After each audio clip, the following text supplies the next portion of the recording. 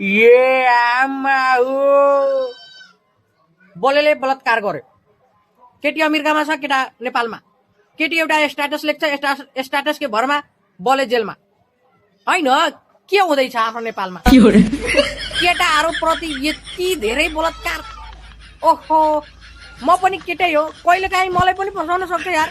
अब 1 वर्षको अब 2 जनाको मन मिलेर चमत्कार भयो, अहिले 1 वर्षपछि बलात्कार भयो रे।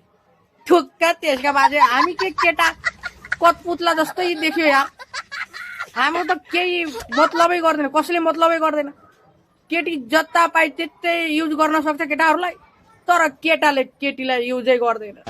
अनि फुलको भरमा, कलको भरमा, एउटा कुरा वचन बोलेको भरमा जेलमा। त्यस्तो पो हुँदो रहेछ यार।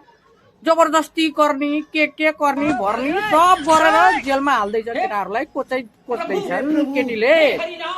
अब केटीहरू यस्तै अब केटाहरूलाई अब एउटा डल भनेर कतपुतला बनाएर यसरी खेल्दैछन् कि न कोहीसँग डराउँछ न के गर्छन्। अब केटाहरूलाई धमाधम जेलमा हालिरहेछन् भनेपछि केटाहरूलाई इज्जत छैनन्। अब केटीले कमसेकम उसँग 12 घण्टा थियो, 24 घण्टा, 36 घण्टा, 72 घण्टासम्म थियो, तर केही बोलेन। अहिले 1 वर्ष आएपछि बोल्यो, ल बले जेलमा पर्यो।